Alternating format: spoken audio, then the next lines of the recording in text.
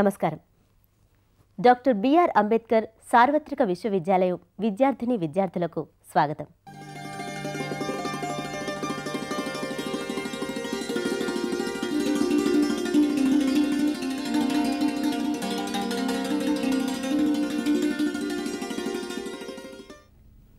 Hello viewers, good morning to all of you. The distribution strategy adopted by an organization plays a very important and crucial role not only in ensuring timely supply of the product to the market, but also in determining the price of the product. You are aware that there are various channels of distribution, among which the company can choose any one or two, whatever it may be.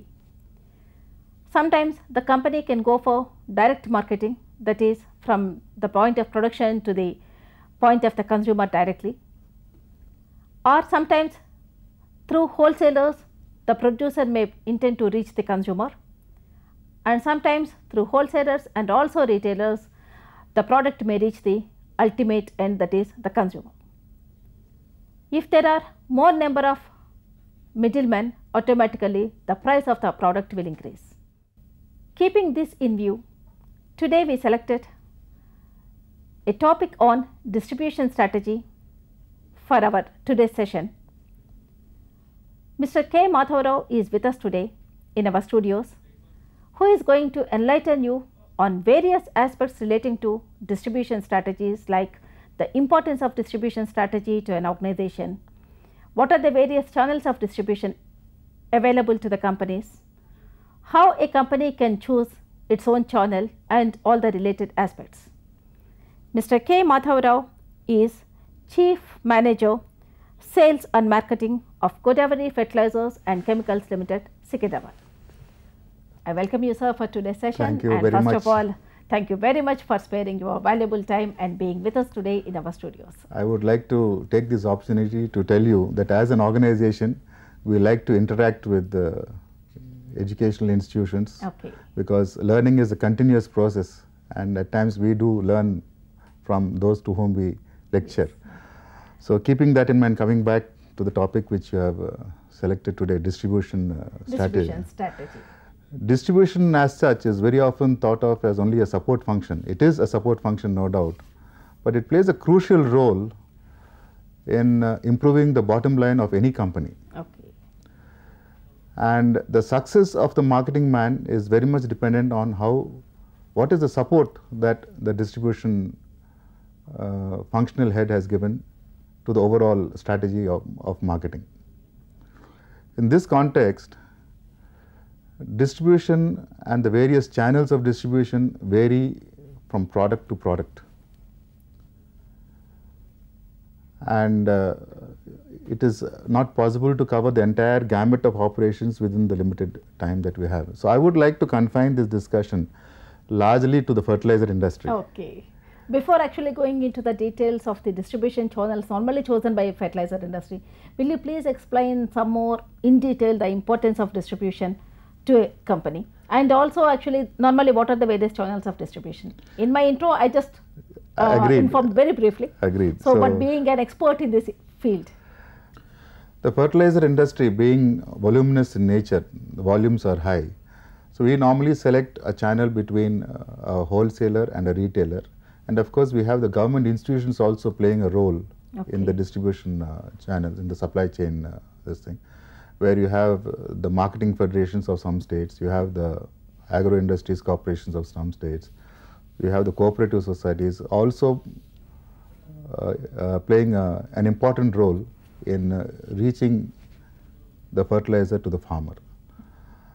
And in fact, in some states there is a regulation that we supply a certain percentage of the product that we bring into a particular state through the government institutions. Okay.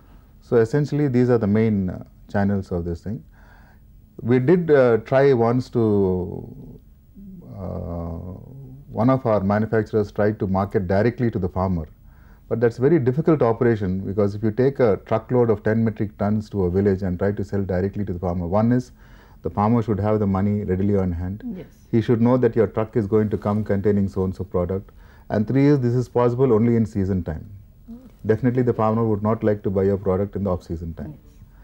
So that's a very difficult. And they should have enough storage space and also So everything. even to buy 2-3 bags also, Yes, yes. he should have the money, because one bag of any phosphatic fertilizer costs around anything between 400 to 480 rupees per bag. Yes. So you know how it is, the village farmer, he will not be having that much of liquidity with him. Yes. So it's difficult to market directly to the farmer. But we do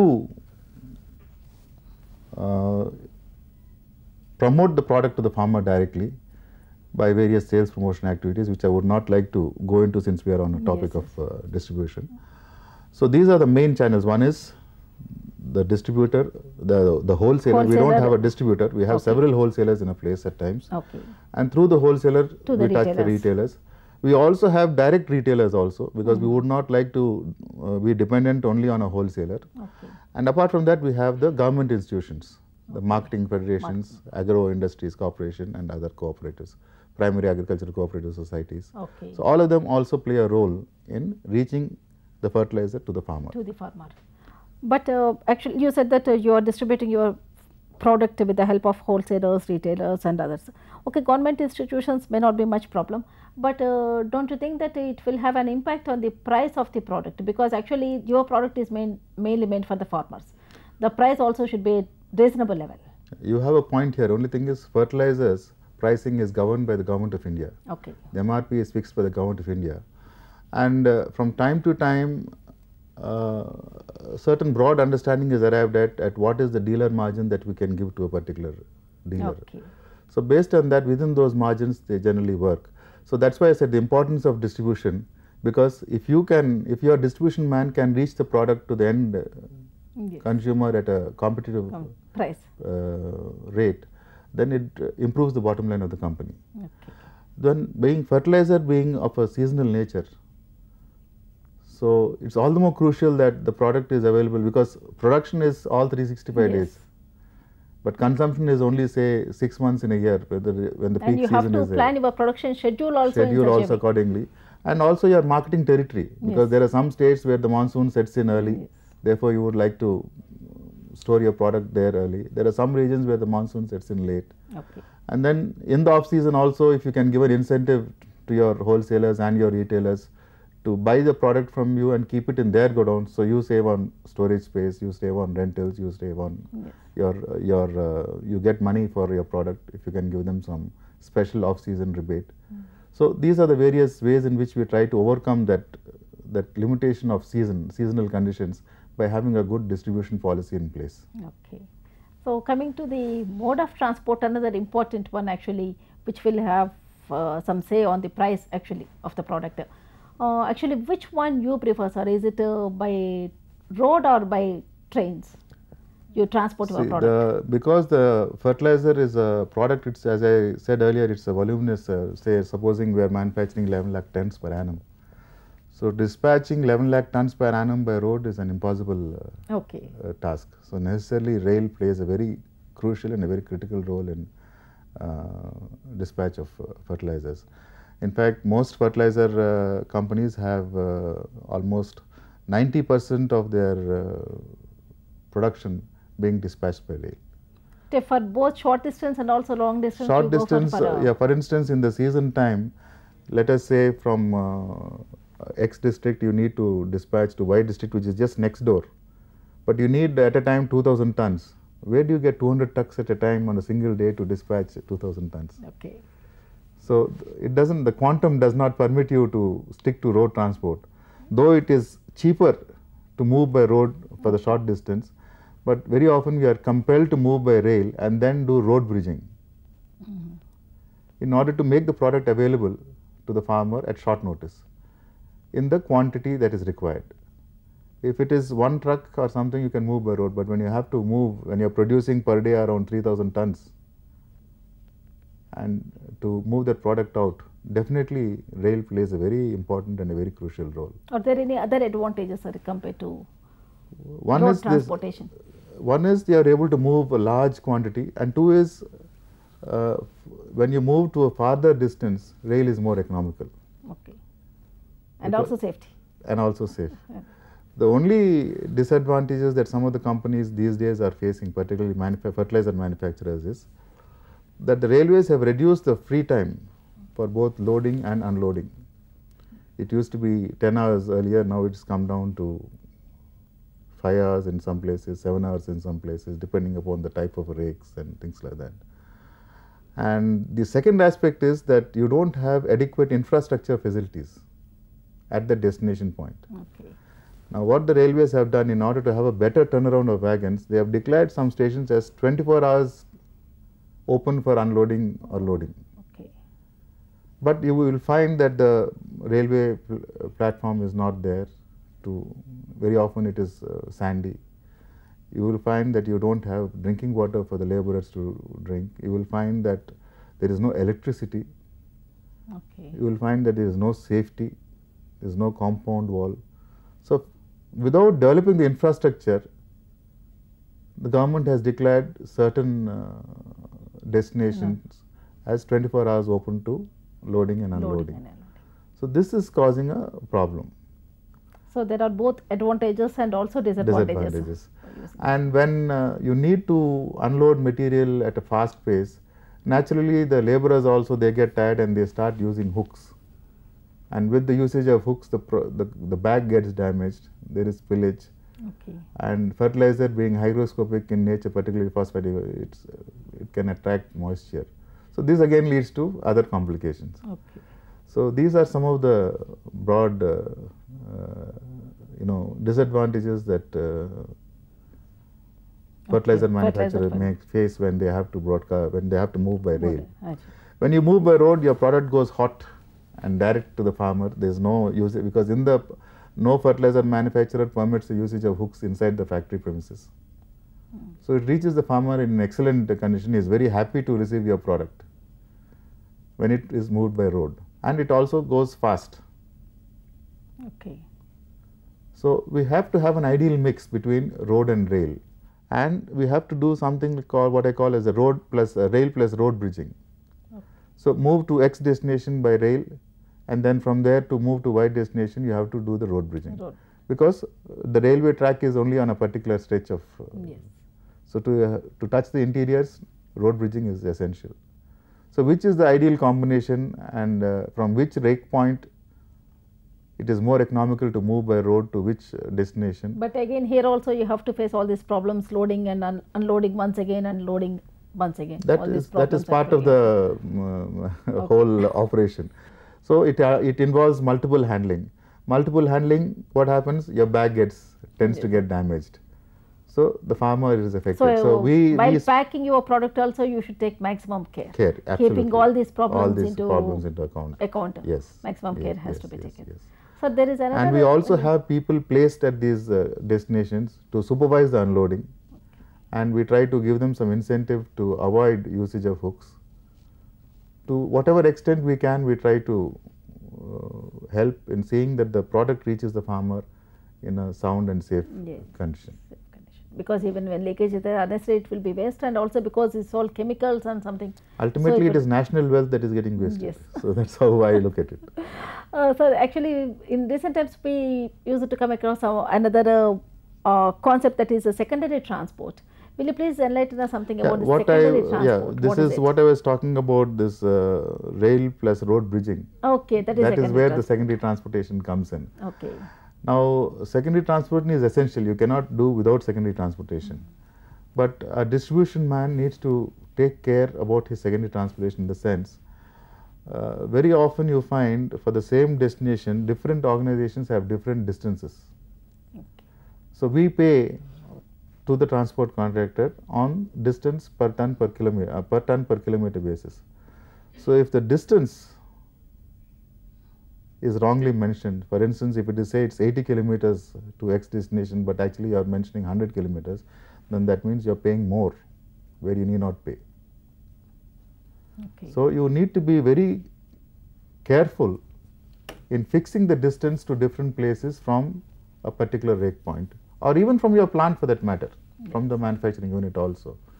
So very often we insist that we get the distances should be obtained from the State Road Transport Corporation or from the R&B people, some authorized and authentic distance. And we also check with other manufacturers what is the distance that they are showing from each point, so that we can plug the loopholes and make sure that the total cost is under control. So distance master, as we call it, plays a very critical role in secondary transportation, and even for that matter in primary transportation if it is by road. Okay. If your distance master is defective, then that means a lot of money is going out. So it's very important to have your distance master very much accurate. And in fact, where now that SAP is there, most organizations have SAP facility and all that. So we have a process where the distances are approved by a competent authority at the corporate office or the head office. And once it is fed into the SAP, it cannot be changed. Okay. Unless the same approving authority agrees to the change, and there should be a logical reason for that change. Okay. So this way we are trying to, for instance, some districts have a particular village having the same name in 4 or 5 different places. Yes. Even in Andhra Pradesh also surrounding districts with same name. So many places. So many places are there. Venkatapuram is a very common name in Andhra. So like that. So we need to classify, and we cannot be sure that RTC distances are correct, because sometimes the RTC buses follow a roundabout route. Yes. Due to lack of infrastructural proper road facilities. Straight roads and all those things. Or maybe to pick up customers, more customers, they have their own reasoning. So we need to go through all that and arrive at a distance, because ultimately your freight bill is based on the distance. Yes. And actually, as we discussed earlier, warehousing also plays a very important role, because immediately after unloading your product, then it has to be kept in the go down and all those things. So normally your warehousing, what are the precautions or steps you will take, and the services of which type of warehousing you are going for? Yeah, actually here when we talk of again secondary transportation and warehousing, in season time at least we try to dispatch as much material as possible directly from the railhead. Okay. The reason being, the cost is reduced. You don't have that secondary transportation, that local transportation, what you call it, from the railhead to the warehouse. You also avoid the operation of unloading and stacking in the warehouse. Then again destacking and loading into trucks for dispatch from the warehouse. So you save almost on average about 120 to 150 rupees per ton if you can avoid this operation. Okay. But then warehouses are important. You cannot do away with it. Definitely. So we have earlier, it used to be only the government warehouses, the Central Warehousing Corporation and State Warehousing Corporation that were available to us. But then I think since early 90s, I would say, private warehousing agents have come into operation. And many fertilizer companies have opted to go for private warehousing for the simple reason that they have flexible working hours and they have far fewer holidays. Unlike the Central Warehousing Corporation. But now that the government organizations are losing business, and since they would like to attract business, they are also coming out with attractive schemes. They are also saying we are willing to give you flexible working hours. So the competition is there. Yes. Earlier there was a monopoly. Now there is a competition between the private and the government warehousing organizations. So normally there may be some difference in even the services offered also. Services definitely, any day the service is better with the government organization, in the sense that their storage is more scientific. Okay. They have qualified people, whereas in the private warehousing organization generally the people are of say intermediate, or they don't go for technically qualified people because it's expensive to employ them. But normally our thinking is different. And normally we expect that only in private, okay, the services. But the warehousing, because probably because the returns are so minimal, and it's such a competitive atmosphere in private warehousing, in the warehousing this thing. So they don't have the wherewithal. Okay. plus the infrastructure. It's because the government pumped in money to construct warehouses that the infrastructure is available. But if the private sector was to pump in money to build warehouses and then rent it out, and it really would not work out for them. And government means even at remote places also, I think you may have this government warehousing facility. Yes. But whereas private people, they may not. They would like to be in central locations where it is district more, headquarters yes, or where like it would that. be more profitable for them. Yes. For instance, you have primary agricultural societies, you have they have small godowns where we don't store with them, but definitely we sell to them so that they can stack up and then in turn supply to the farmers. So, do you have any other problems as far as the distribution is concerned? In addition to the problems, you already explained few things. What are the problems you have with rail mode of transport and road type of transport and all those things? Any other problems fertilizer industry is facing as far as the distribution is concerned? Well, I have only told you about some aspects of rail and road, but then much of it is governed by the government, because if the government decides to simply change the classification, it need not increase the rate. From A classification to B classification, there is a jump in the price of per ton cost of dispatch of fertilizer. So, the government plays a crucial role. In fact, the statutory regulations affect our swing to road or rail. Supposing it is now 80% rail and 20% road, if there is a hike in the railway freight, we might try to move a little bit more by road rather than by rail. So, that mix depends on government policies from time to time. Okay. So, we are very much dependent on the government for support for helping us to move fertilizer in an economical fashion and to improve the bottom line of the company. So, according to you, what are the factors actually one has to consider while choosing the, and you said that you have different types of distribution, the channels of distribution. Sometimes you tried for direct marketing, and some cases you are actually distributing your product only through wholesalers, and in some occasions through wholesalers, retailers, and also then to the market, and sometimes through government institutions. Actually, why actually you have gone for these different types of, you are trying for different types of channels of distribution? We are not trying. In fact, many of these channels are simultaneous. Okay. We supply to wholesalers. It's like this, wholesalers, some of them are financially very sound. Retailers, how many retailers can you appoint? And then ideally we would like to do all our business through retailers, because then the risk is not there. Okay. Your risk is spread out. When you deal through wholesalers, let us say one wholesaler is able to sell 5,000 tons. In terms of money, it's a huge amount. It goes into crores of rupees. But if you can give two loads to 10 retailers, the financial risk is not there. Okay. Therefore, ideally a company would like to deal through retailers, but then the retailer defaulting possibility is always there. Okay. He may not be able to withstand one bad season. The wholesaler will be able to withstand even 2 to 3 bad seasons. Yes. So, what we do is we do not have a single channel. We have simultaneously, we have the wholesaler, we have the retailer, we have the government institutions. We supply material through all these channels. To the same place through all these channels. All these channels. Almost simultaneously. Simultaneously. So, what are the factors normally you consider while choosing a channel of distribution? Well, who is going to give me the money? Okay. So, that is a very important crucial thing. If the government institution, normally people think that it's difficult, but nowadays government institutions have also become highly commercial, and they are able to pay upfront and take your cash discounts and supply. So, definitely if I need money, I would definitely like to deal with them. So, ultimately it's a financial decision. Okay. And it cannot be valid at any particular time that this is it. Your channel depends on a particular time or a particular situation, a particular this thing. There is no static, there is nothing static about it. It's always a dynamic function. What are the changes actually you are expecting in your field, the changes that may take place in future? In distribution? Yes, in distribution. In distribution, I feel maybe soon companies might would like to develop their own fleet of trucks, and there will be a walking advertisement. This truck belongs to so and so, and this is it. So, the day is not far off when companies might like to this thing. And now the government also has come forward to asking companies to buy rakes which will be captive.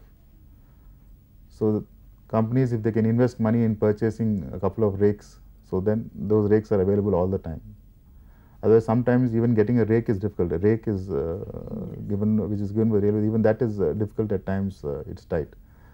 So I look at it. There is in the near future, I feel companies will be forced to invest in purchasing rakes, captive rakes, and also in trucks, so that their movement from the manufacturing plant is continuous and there is no break. This I think is going to happen very soon. Okay. Do you think that, will you please enlighten our student any of the very unique distribution strategy adopted by fertilizer industry compared to other industries? This is very unique. This particular strategy itself is a very unique one in the sense that whatever we have been discussing till now, because most consumer products, their movement is mostly by road. And it's only the bulk product that comes by ship and all that. Yes. So I think whatever we have discussed till now is itself a unique aspect of fertilizer. And reaching the customer also through various channels like the wholesalers, retailers, Yes. and also government institutions. Because actually the product itself actually that is meant for the farmers whose actually the income group is very, very low. And the price is also, it should be very reasonable. So thank you very much, Mr. Matharao Garu, for sparing your valuable time and for being with us today.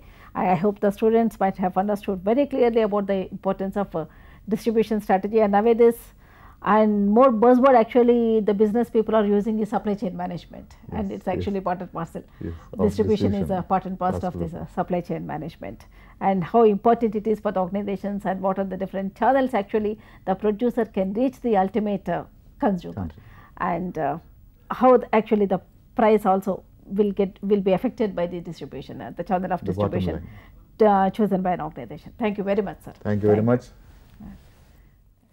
ఈ ఉన్నత విద్యా కార్యక్రమాలపై మీ సందేహాలు, సలహాలు, సూచనలు పంపవలసిన చిరునామా director audio visual production and research centre, doctor B.R. Ambedkar open university, professor G. Ramireddy Marg, road number 46, Jubilee hills, Hyderabad 500033.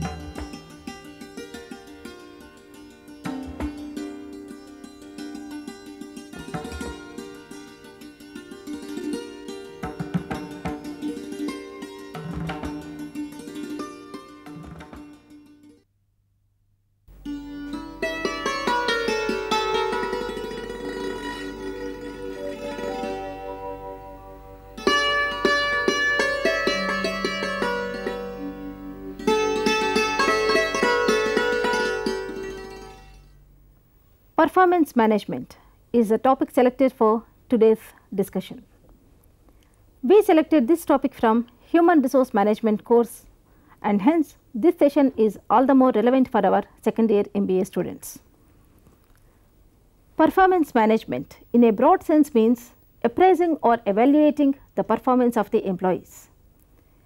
This performance management is essential or necessary for both the employer and also the employee, that is for the organization and also for the employees of the organization. It is through this performance management only, first of all, the employer will come to know whether his choice is right or not, that is whether the employee is meeting or satisfying the needs and requirements of the job. Again, it is through this performance management only the employee will come to know where he stands, how to improve his performance, how to plan his career, so on and so forth. In fact, this performance management is the base for giving promotions or demotions or transfers or for giving increments, and even sometimes for identifying the training needs of the employees and other aspects, to take care of the other aspects relating to employees. While discussing this performance management, there are a number of aspects to be discussed, to be known and understood, like the process through which the performance can be evaluated, the techniques which may be used to evaluate the performance of the employees, the problems which the superiors may have to be negotiated, so on and so forth. For enlightening us about all these aspects relating to performance management, we have two experts today in our studios with us. So let me have the pleasure of introducing the resource persons. On my immediate right, Professor K. Koteswara is here. Professor K. Koteswara, he is Professor of Commerce, Dr.B.R. AmbeDkar Open University. Next to him is Mr. R.C. Sastry. Mr. Sastry, he is Chairman, Stony Carter Consultants. Mr. Sastry had very good wide exposure in HR field. So I welcome both of you sirs for today's discussion. So first of all, let us start our discussion with the definition part of performance management. What is exactly meant by performance management, that too in a comprehensive way. So I request Professor Koteswara to explain the concept of performance management. In the broad sense, if you take the scope of this performance appraisal, it means systematic evaluation of individuals with respect to their performance on the jobs and the potential for development. This is called appraisal or appraisal management or performance appraisal.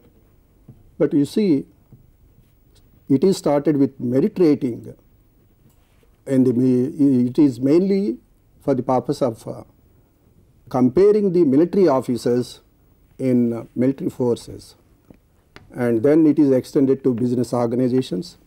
And earlier it was viewed, as you said, that appraisal is mainly made for either fixing the remuneration of the employees or to find out the viability of the selection tests for which we use for selecting the employees in the organizations. That is now, it is viewed as performance appraisal and development analysis. So that means it is mainly for the development of employees. What as exactly is covered under this development? Yeah, as you told, see, we have to find out the gaps between the job requirements and the employee specifications. Basing on that, we find out the need for the development and we design such type of training programs for this purpose. So, Mr. R.C. Sastry, will you please enlighten us regarding the importance of this performance management? Why it is nowadays treated as the most essential, most important aspect in human resource management? Yes. The business is getting to be more and more competitive. While technology certainly gives a competitive advantage, but that is only a passing phase.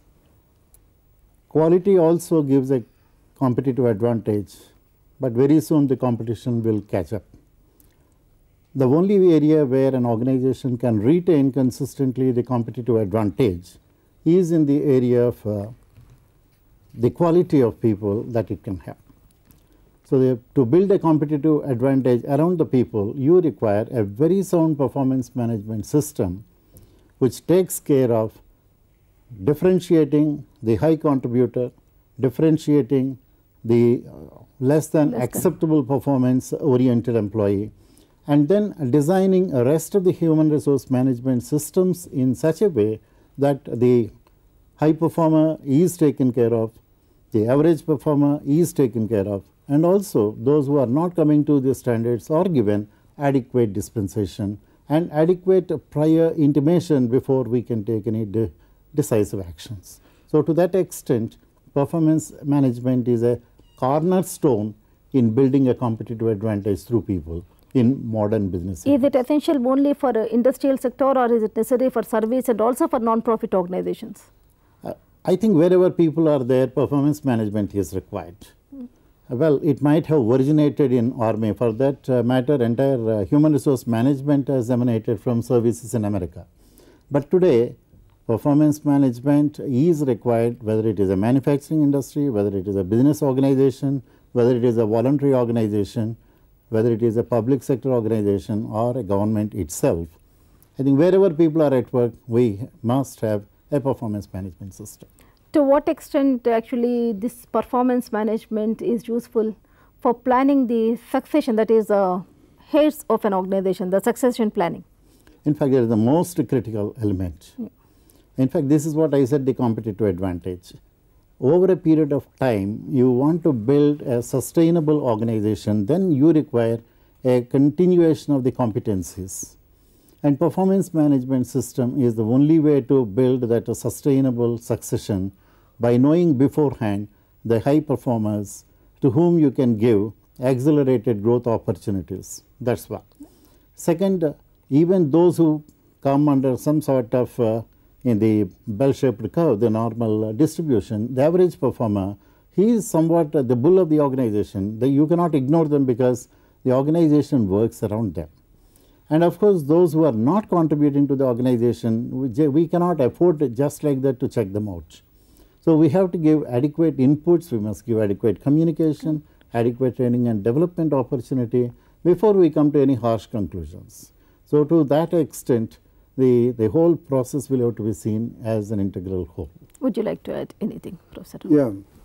See, as Mr. Sastry has rightly pointed out, this successive planning, successors planning, you see nowadays in India, especially in public organizations, if you take the first important prerequisite is standardization of appraisal procedures.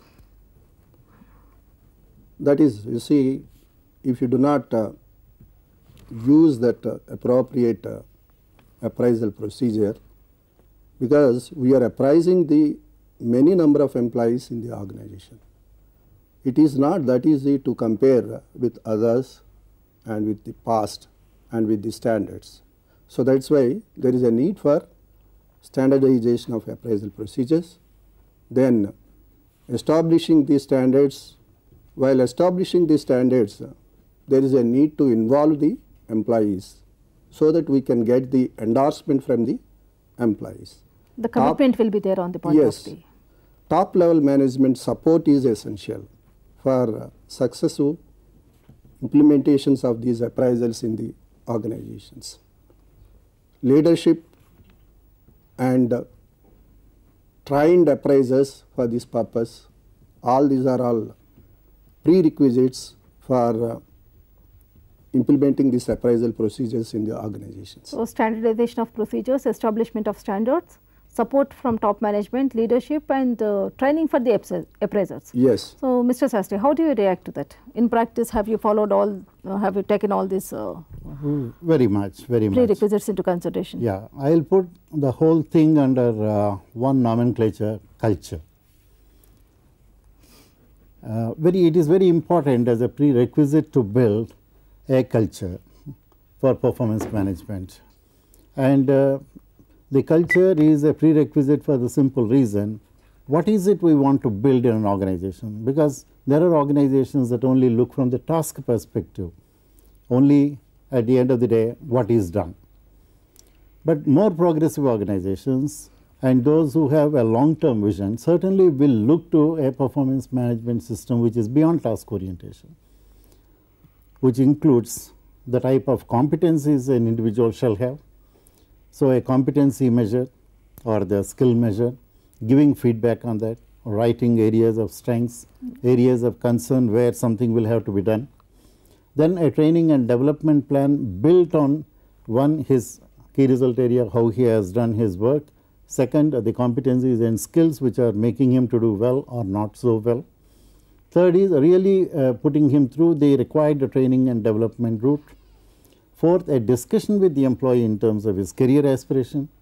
And fifth is in terms of his potential, how much he can grow in terms of the futurity to meet the future needs of the organization, and what he should do by himself, self-development, and what the organization will have to do in terms of the support as organizational responsibility. All these form part of the basic requirements in terms of, and visionary organizations certainly will build in the performance management all these elements. But if somebody is only here and now for today's business, He may be bothered only for today's work and Yeah, nothing else. nothing else. So it depends on the type of culture through which the organization is So the driven. employee should also make his own SWOT analysis. What are his strengths? What are his weaknesses? What are the opportunities for him in the organization? All Yes, those things. yes, very much. Yeah. Professor Rao, is there any specific process to be followed while evaluating the performance of the employees? Yeah, definitely. You see, when we introduce any system in the organization, naturally it needs certain process. That process here is, first of all, we have to establish the standard in discussion with the employees. And then we should inform the same to the employees and also the appraisers who are going to appraise the employees. All the parties concerned. All the parties concerned, in simple words. Yeah. And then next thing is, we have to measure the performance of the employees. Then we have to find out the various factors which are influencing the actual performance of the employees. Factors in the sense both internal and external. What might be these factors? If you take the internal factors as such, environment, personal policies, opportunities for development, compensation system in the organization, technology, all these things. External factors also, will they influence yeah, if you take the performance? other organizations, what type of systems are prevailing, and the systems in the environmental factors. The job satisfaction also, I think that may affect the Yeah, naturally, performance. naturally, naturally. Yes. So these are the influential factors. And then next thing is, we have to evaluate this performance, compare this performance. With the standards. Not with the standards. First we have to compare the same with the others' performance, other employees in the similar line. And then we should also compare this performance with his past performance. Okay. And then we have to compare this performance with the actual performance. Standards. Yeah. Actual with standards. Yes. Then we have to find out the deviations from these things. Find out the reasons for such deviations. Communicate the same thing to the employees. And we have to review the existing system, and if there is any need, we have to suggest the necessary changes in fixing the standards, in modifying the procedures. Refixing the standards and other things. And everything. Yeah. Ultimately, we have to take the feedback and we have to take the follow-up action on this performance report. These are the various steps in the appraisal process. So a number of steps are there, nearly some 8 or 9 steps are there. So Yeah, Mr. 9 steps Shastri, are are you there. following all this step-by-step procedure in practice also, or is there any deviation from the procedure which you are following in practice? Well, different industries that I have gone through have different practices. Yeah. For instance, the multinational companies, the progressive Indian companies of standing, certainly they have a two-way or two-pronged appraisal management. One is the self-appraisal system, wherein the employee sets his own key result areas, and then he makes his own evaluation in terms of has he come up to the expectation of himself first, and he is honest about it and writes his self-appraisal, and then goes through with the whole mechanism in terms of what went right in doing things, what did not go right in terms of not fulfilling his KRAs, etc. Now, that is one extreme professional thinking in terms of where it is self-appraisal. People at say general manager level, they need not be told. I think they are capable of their own self-management. The supplementary system that is followed is at middle level and middle junior to junior levels. The traditional management system is followed, performance management, wherein the boss and the junior sit together and negotiate right at the beginning of the appraisal period. What are the key result areas that, and key result areas also known as key performance indicators, critical success factors, different way the language is adopted, semantics apart, the content is the same. Yeah. Now, this is the basis on which the actual performance is measured, and this is negotiated in these companies. Because it is negotiated, there is an onus and responsibility not only on the part of the employee to perform very well, but also it is on the part of the boss or the senior to ensure that the junior is a success. So, there is a matrimony of interest, not a conflict of interest in that type of performance management. Whereas, in a traditional performance management system followed by many family organizations, the boss imposes on him irrespective of the capability of the individual employee or whether the organization has the necessary resources and the other capabilities. That is why I agree with Dr. Koteswara when he says that the internal environment also will have to be factored in while designing the overall key result areas to be negotiated and accepted. I think that is the spirit of a good performance management system, and that is what I have seen with very good progressive Indian companies and multinationals. So, shall we move on to the next aspect, that is the various techniques used to measure the performance of the employees. Professor Rao, I think there are a number of techniques available to measure the performance of the, or to evaluate the performance of the employees. Can you please brief us? Yeah. If you look at these techniques, we can broadly classify into two categories. They are traditional methods and modern methods. If you look at the traditional methods, we have graphic rating scales. Next one, this checklist method, paired comparison method, critical incident method. Like that, there are so many traditional methods are there. If you take shall I repeat them just for the purpose of our audience? Graphic rating scales, checklist, paid comparison and critical incident methods. Yes. So, these are the traditional techniques. Traditional methods. Yeah, if you want to have a brief discussion on these methods. Yes, very briefly, can you please explain? If you take the first one, that is graphic ratings. Rating scale. Yeah, in this case, what happens is the appraiser compare the employee's performance with standards, and the ratings are recorded in the form of a graph. So, that will give an idea for the purpose of comparing both with the standards and also with the others. That is one thing. And if you look at the paid comparison method, this is what you call it as man-to-man comparison.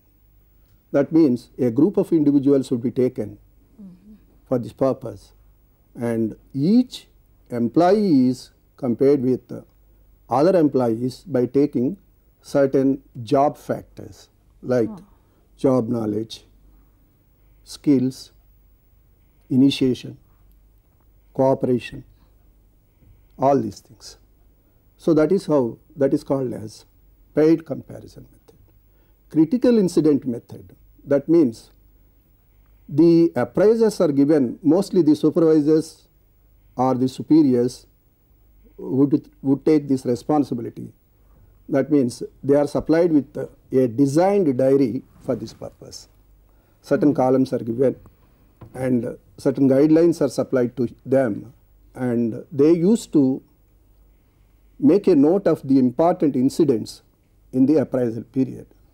And these incidents are compared with the job factors and finalize the performance.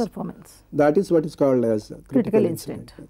If you look at the checklist method, just like multiple answers, they give certain options. Objective type questions. Yeah. And another thing is yes or no. That is also a part of checklist method. And if you take weighted average under this, there is that each of the factor is given certain scale, and ratings should be given, and all these points are summed up for deciding the performance. These are some of the traditional methods. if you take the other one, modern methods, BARS, that is behaviorally anchored rating scales. Behaviorally anchored rating scales. Yeah. That means for performing the job, both positive and negative behaviors of the employees would be recorded. And we can say it's a combination of critical incident method and traditional rating scales. Both. Yeah. And if you look at the other method, that is management by objectives, MBO. MBO. Yeah. As Mr. Sastry has pointed out, both the managers and the subordinates, they sit together, they decide the goals, they decide the methods, and they review periodically the performance. That is called as MBO. MBO, management by objectives. Yeah. Assessment center method, instead of measuring the individuals, they measure the what you call number of individuals by drawing from different departments for the purpose of observing certain commonalities which require for performing the jobs. Is it for different example, from group evaluation? Group evaluation means number of appraisers would be more. And so they appraise the individual employee's performance. But here what is happening is the employees will be drawn from different departments, and they are observed in the case of certain common factors like initiation, leadership, sustaining ability, judgment, responsibility. So this type of factors would be observed by the persons. That means not only the traditional methods are used for this purpose, but also the modern methods like case studies, simulation, role playing. These methods also be combined for the purpose of ascertaining the employee's performance. These are some of the modern methods of performance appraisal. So, Mr. Sastry, Professor Rao listed out so many methods, both traditional as well as modern methods. Which methods actually you deployed for measuring the performance or evaluating the performance? Well, that depends on the nature of industry. When I worked in the engineering industry, at the lower end it is graphic rating system or the point rating system, because there these are repetitive tasks. But in a service industry like information technology, we have gone more in the area of key result or key performance indicators management and negotiated basis. So, it is a question of the context and the type of industry and the requirements. Dr. Rao mentioned about assessment centers. Assessment center is a methodology. This is one of the recent phenomena, maybe in the last about 6 to 7 years, where the assessment center is conducted as a selection device rooted on behavior as the ignition for performance. Because one may have tremendous technical skill, but suppose he does not have the right attitude, for all that he has, he is not a performer, because he does not have the right attitude. So, to see that we have the right attitude people with the right technical competency, the assessment center is a methodology which will enable you to see people in a group and also as individuals. Yeah. So, typically how it happens in an assessment center that I have conducted several times for recruitment to middle senior and senior levels at vice presidents and other positions, the type of specific managerial and behavioral competencies are addressed, like influencing skill, like the ability for decision making, like the communication capability, leadership as an important element of the competency and behavior, how he leads from the front, and each is defined and each person is measured in terms of as a member of the group in the group exercises and as an individual in the team exercises, and more than one SSR is there. And each SSR goes through this enormous detail which spreads normally for 2 days in selections. And then the data is compiled and the SSRs will not average out of the scores. SSRs will have to debate, discuss, dialogue to arrive at a consensus and select people, which is a very arduous route. But then you get by and large a very decent success rate, which is almost say 99% accuracy in terms of the type of selection. So it depends on the level of selection and the level of requirement. And this, when I say selection, not only external selection, even internal selection for tomorrow's higher positions. So that is the range of performance management that I have seen and addressed to in the different types of industries. Let me add somewhat Yes. to Mr. Sastri's presentation here. Yeah, if you look at the methods that are applied for appraising the performance appraisal, performance of the employees in the organizations, there is no tailor-made method which can be applicable for all the organizations, for all the categories of employees, for all the positions of the employees. Yeah, see, if you take, if you want to measure the performance of employees other than the managers, then we have to take the factors of job. For example, quality, technical skills, attendance, initiation. These are the important factors which we have to. If you take the managers, we appraise, then in such cases the factors would differ. As he rightly pointed out, leadership, analytical skills, creation, creative ability, convincing capacity, judgment, all these things matter. So that's why we may use one method or combination of methods for getting appropriate results. So thank you, Professor Rao and Mr. Sastry. I'm afraid the time is over. Thank you. ఈనాటి మన ఉన్నత విద్యా కార్యక్రమాలపై మీ సందేహాలు, సూచనలు, సలహాలు తెలియజేయవలసిన మా చిరునామా director audio visual production and research centre doctor B.R. Ambedkar open university professor G. Rama Reddy Marg road number 46 Jubilee hills Hyderabad 500033